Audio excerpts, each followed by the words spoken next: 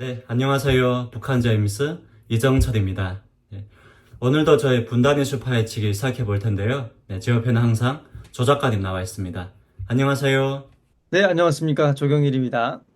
네, 작가님, 저희 이번 주 주제는 지금 한국 사회의 그 중심에 있다고 볼 수 있는 계엄령 그 탄핵에 대해서 한번 얘기해 볼 텐데요. 네, 저희가 뭐 그 계엄령의 위법성이나 정당성 등등에 대해서 얘기 안 할 거고요. 왜냐하면 이미 그 텔레비전에 영상으로 다 생중계됐기 때문에 그날 12월 3일 밤에 어떻게 총을 든 군인들이 국회에 침입하고 했는지 다 나와 있기 때문에 하지만 그 계엄이 성공을 했더라면 뭔가 한국 사회가 독재가 될 뻔했다 이런 얘기가 나오고 있잖아요. 그래서 이런 거에 대해서 작가님은 좀 어떻게 생각을 하세요? 네, 저도 전체적으로 그렇게 바라보고 있습니다. 만약에 윤석열 대통령이 계엄령이 성공했다라고 한다면 네, 계엄 네. 사령부가 발표했던 포고령의 상태가 되는 거거든요.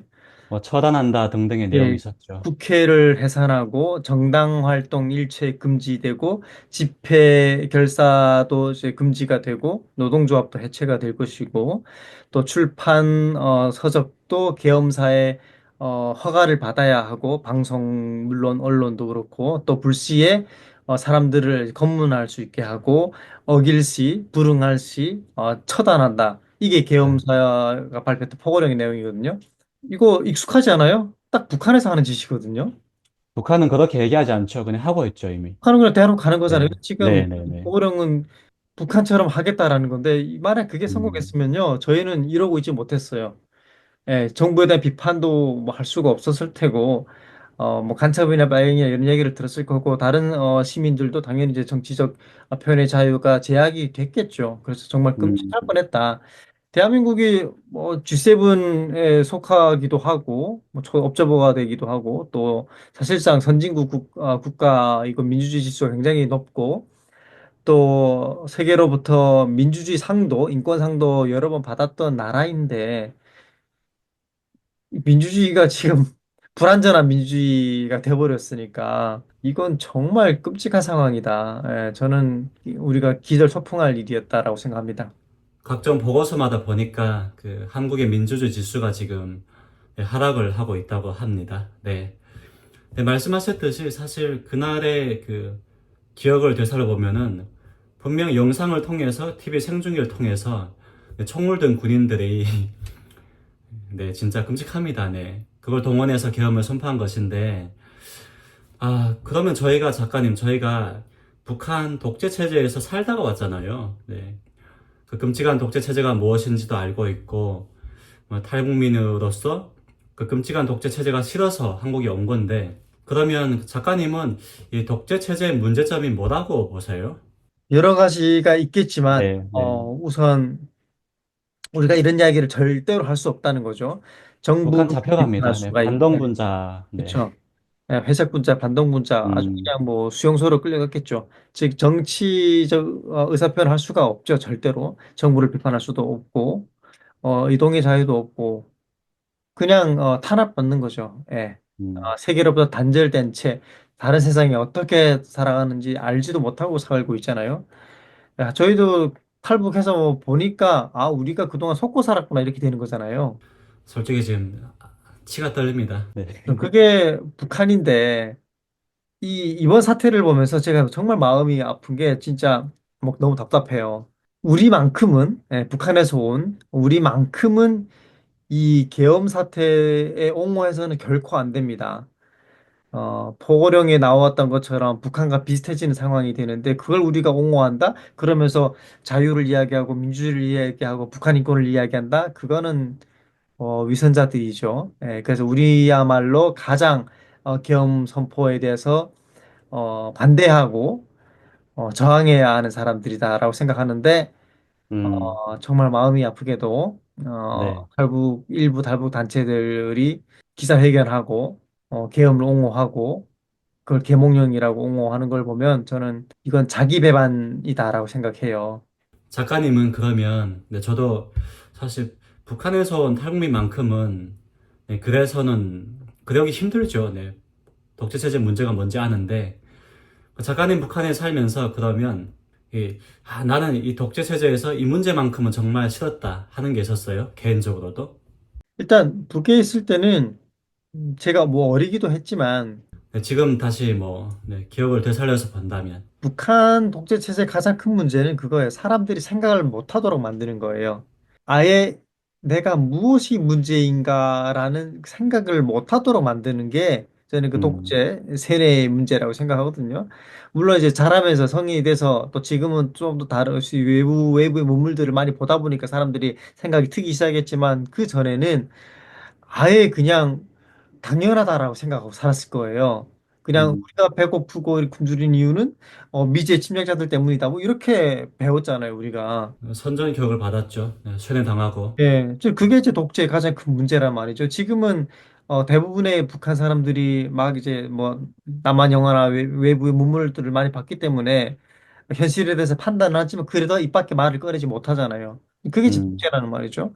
지금 한국이 그 정도까지는 가진 않을 거예요. 물론 안 가겠지만 계엄이 만약 성공했다라고 한다면 분명하게 이 정부의 비판적인 사람들 또 이제 자유 민주주의에 대해서 그걸 실천하려고 하는 사람들은 아마 제약이 있을 수밖에 없고 아마 끌려갔을 음. 거예요. 우리 뭐 네. 국가본부로 끌려가잖아요. 그런 거 반대파, 상황이 네. 되는 거니까 저희야말로 자유민주주의 대한민국을 수호하기 위해서 앞장서서 투쟁해야 된다. 예, 네. 생각합니다.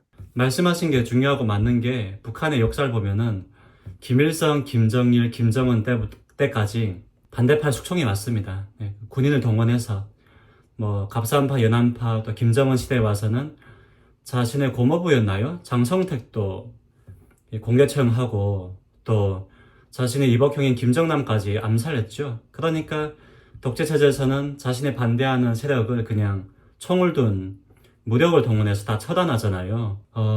저는 개인적으로 이게 북한 독재 체제에서 살 때 좀 지금 생각해보면 가장 문제라고 생각되는 게 북한에서는 법치가 작동하지 않습니다. 네. 그러니까 북한에도 분명 법이 있고 헌법인 조선 사회주의 헌법도 있는데 근데 노동당이나 그 기득권 세력이 그냥 법을 자기 이익에 맞게 그냥 해석하고 또 김정은 독재 체제를 위해서 충성한다는 거죠. 그래서 가장 피해보는 거는 북한 인민들, 그 북한 체제 하에서 70년 동안 노예가 돼가지고 희생을 당하고 있는 국민들 같은 경우인데 여기에 대해서는 어떻게 생각하세요? 네, 저도 그렇게 동의하고요. 음, 북한이라는 곳이 사실은 거기도 이제 헌법이 있고 이제 국내법, 실정법 다 네, 네. 있는데 헌법 위에 노동당이 있잖아요. 음, 네, 당이 결심하면 우리는 한다. 네. 이게 얼마나 전체주의입니까? 네, 김정은을 위해서 결심하는 거죠. 전체는 하나를 위하여 이런 것들이 있으니까 아, 진짜 끔찍하네. 지금도 기억납니다. 그 문구가. 그렇죠. 그러니까 지금 제가 이제 네, 한국에 온 지 20년이 되는데 네. 아직도 그런 구호들이 이제 막 생각이 나는 거는 그만큼 끔찍하네요. 우리가 우리의 네, 뇌리 속에 각인되어 있는 거잖아요. 생각해보면 굉장히 끔찍하거든요. 완전 반자유잖아요. 그리고 그 모든 것의 상위에 최고 지도자 김정은이 있으니까 김일성, 김정일 다 있었죠. 예, 3대 세습. 그냥 일상에서 사실은 군인들이 제일 위잖아요. 네, 총을 든 자가 위죠. 총을 든 자가 제일 위고 네, 뭐 법치라는 건 없죠, 아예. 네. 법치라는 게 아예 음, 없죠. 예, 그래서 저는 군인들이 총을 들고 시민들에게 위협이 되는 상황은 저는 정말 있어서는 안 되는 건데 이번에 음, 계엄 선포 때 군인들이 수백 명이 국회로 쳐들어왔고 실제로 민간인들과 대치가 있었잖아요. 그리고 군인들이 네, 창 깨고 국회로 들어갔고 이런 것들을 보면은 어 정말 황당하기 짝이 없죠. 예. 네. 특히 한국에서 왜냐면 한국 하면 우리가 세계에서 어떤 상황입니까? 막 괜히 민주주의, 한류, 케이팝, 케이드라마. 네. 예 한국에서 왔어요 하면 굉장히 이제 어깨 뽕이 들어가잖아요. 제가 지금 미국에 있지 않습니까? 네, 그걸 지금 느끼고 있습니다. 아, 요즘은 아니에요. 요즘은. 네, 그러니까 요즘은 적어도 12월 네, 전까지는 are you from Korea 하면은 야 네. 뭐 이런 게 BTS 막 블랙핑크 이렇게 했는데 지금은 진짜 그랬어요, 진짜. 예 네. 지금은 마셜러 괜찮니? 예 지금은 마셜러 are you 괜찮니? okay 뭐 네, 이런 한국 괜찮아? 네. 네. 그러니까 이거 완전 한국의 민주주의를 완전히 퇴행이 시킨 거다. 그래서 윤석열 대통령, 윤석열 씨, 즉시 이제 파면되는 것이 맞고, 파면한 다음에 그걸 동조했던 주요 정치인들에 대한 합당한 사법적인 절차까지도 우리는 종결 지어야 한다. 그래야 우리 민주주의가 국제사회의 신뢰를 받을 수 있다. 저는 그렇게 생각해요. 네, 맞습니다. 참, 북한에서는 보니까 뇌물을 안 주면 거의 뭐 살 수가 없잖아요. 왜냐하면 그 주요 요직을 갖고 있는 뭐 노동당 아니면 법 아니면 뭐 각종 그 주요 요직에 있는 사람들이 뇌물을 줘야 밑에 사람을 잘 보살펴주고 하잖아요. 근데 그게 다 이렇게 법치가 작동하지 않기 때문에 그런 거거든요. 그래서 다들 그 기득권에 가까워지려고 하고 뭐 백두산 줄기 아니면 뭐 김일성, 평양 다 가까워지려고 하고 거기 가까워지지 않으면은 그럼 노예처럼 사니까 즉 그 부패 카르텔 안에서 거기에 이너서클에 들지 못하면은 뭐 그냥 북한에서 노예처럼 사는 거죠. 이 법치가 작동하지 않으니까 지금도 그런 생각을 하면은 참 안타깝습니다. 네. 근데 힘 있는 자들이 그 법을 마음대로 해석을 하고 주무르고 있기 때문에 작가님 그러면 참 이걸 어떻게 봐야 될지는 알지 못하겠는데 분명 생생하게 저희가 총을 든 군인들이 동원이 돼서 계엄을 했었는데 그걸 다 봤는데 그거에 동조하는 국민들도 있다는 얘기입니다. 네. 여기에 대해서 어떻게 보세요? 네. 아, 참, 이것도 민주주의의 한 모습이기도 해요. 아니 뭐 다양성이니까 뭐 다 누구나 누굴 네, 지지할 수 있죠. 예, 네. 모든 사람이, 지식의 깊이나 넓이, 이해가 비슷하지 않기 때문에 역사에 대한 해석도 다르고 상황에 대한 해석도 다르기 음, 때문에 그럴 수 있다고 봐요. 그래도 이번 사태는 상식과 비상식의 문제예요, 사실은.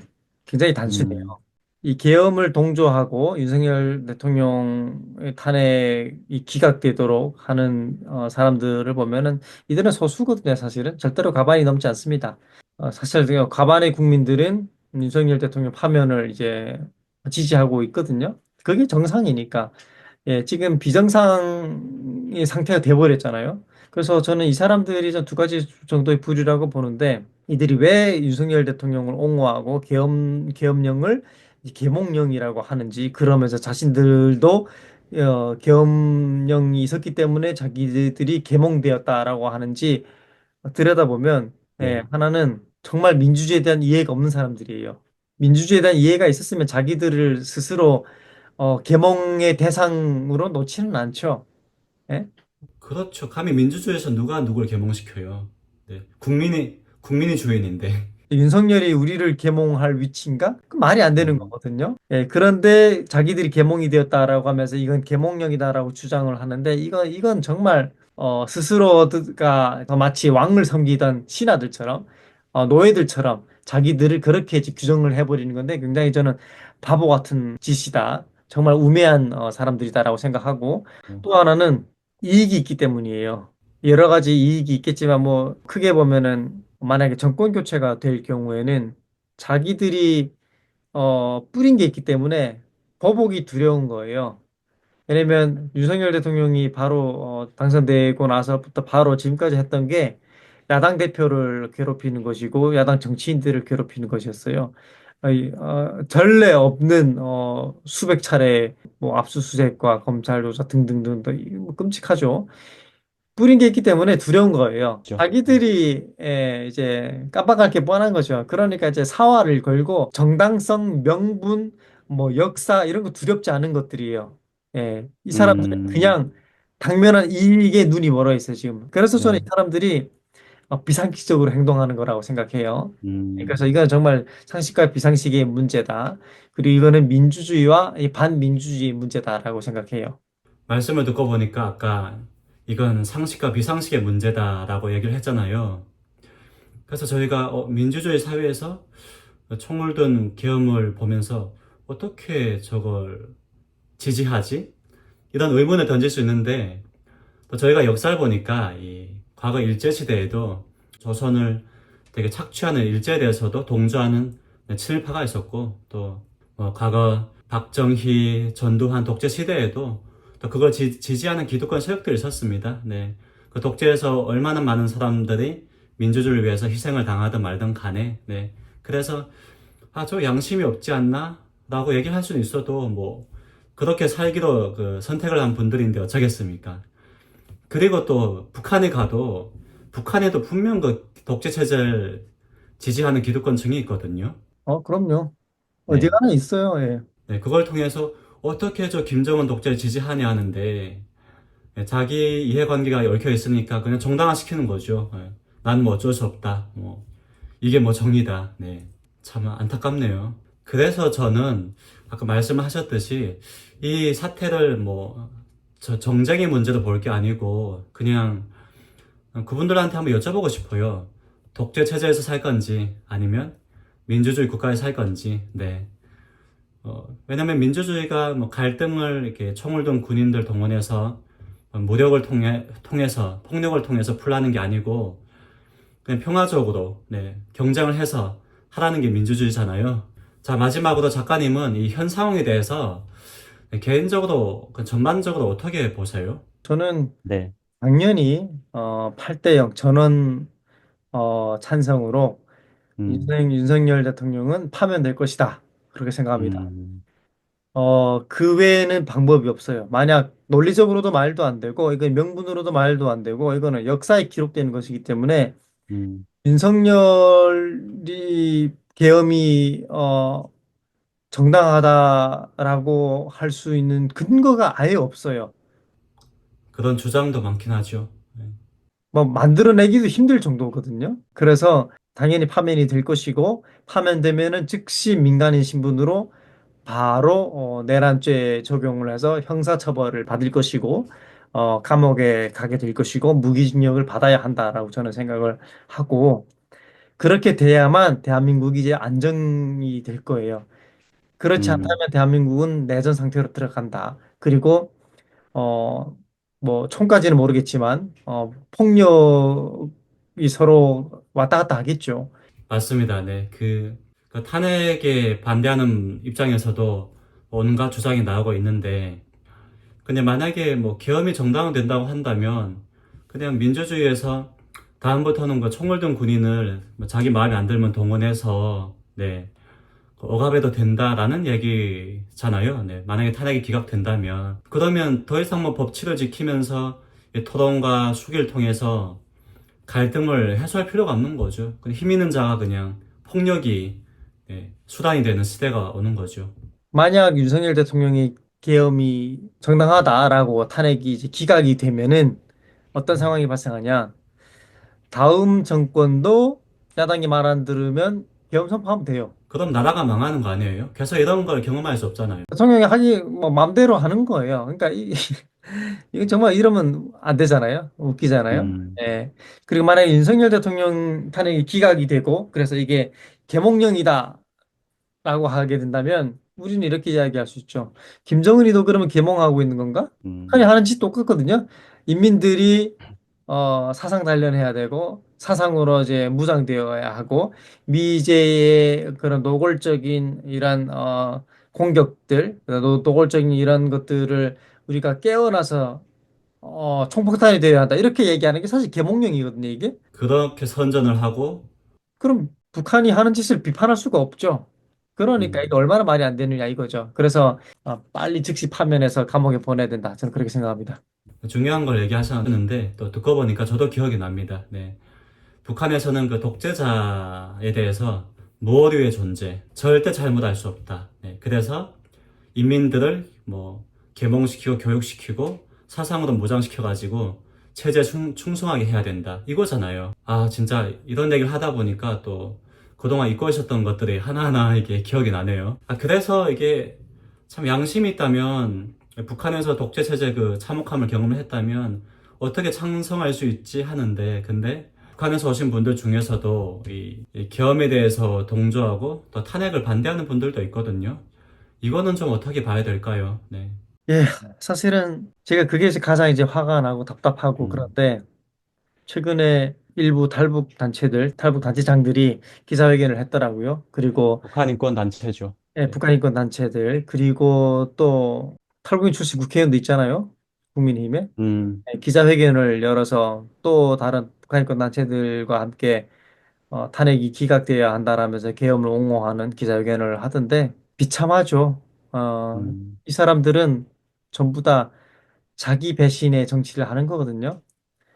이제 앞서도 이야기하지만 우리 탈북민들은 결코 계엄을 옹호해서는 절대로 안 됩니다. 예, 공포를 경험을 했기 때문에 독재를 경험했기 때문에 그런데 이 자유 대한민국에서 자유 대한민국을 지키기 위해서 계엄을 옹호한다? 이거는 말장난이거든요.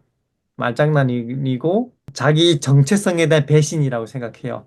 그런 음. 정치를 지금 하고 있어서 저는 매우 안타깝고 이건 역사에 필히 기록해서 역사적 평가를 다시 해야 된다고 생각하고 그리고 우리 탈북민 사회에서도 성찰해야 되죠. 또 북한 인권 운동을 한다고 하는 사람들이 어찌 자유와 인권을 탄압하는 계엄 선포를 옹호할 수 있느냐? 저는 그래서 적어도 이 기자회견을 한 북한 인권 단체와 단체장들을 저는 다 위선자들이다. 저는 그렇게 생각합니다. 네, 너무, 네, 다소 강하게 얘기하셔가지고, 네. 참, 같은 탈북민으로서 안타깝네요. 네. 기자회견 한 분들 중에는 정말 그 북한 체제, 어찌 보면은 평양 또는 북한 체제 그 기득권에 거의 가까이 갔던 분도 있기 때문에 북한 체제 그 문제가 뭔지 더 잘 알 텐데, 그런 사회에서 살다 온 분이 또 참 안타깝습니다. 네. 저도 아무리 그 민주주의에서 다원성에 대한 원칙도 있고 또 다양성을 다 존중해야 되고 해도 그 헌법 그 19조에 있는 그 모든 국민은 양심의 자유가 있다고 하잖아요.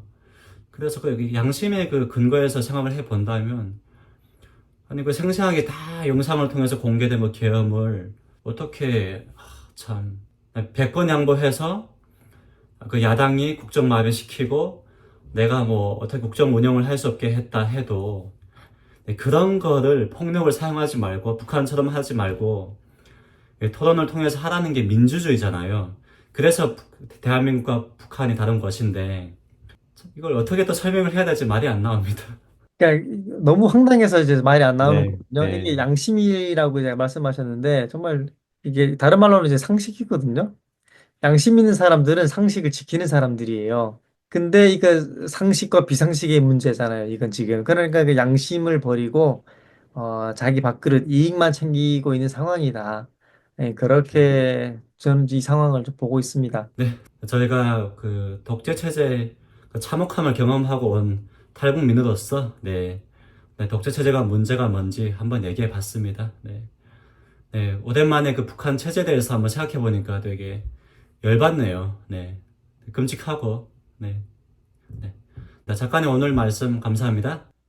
네, 감사합니다.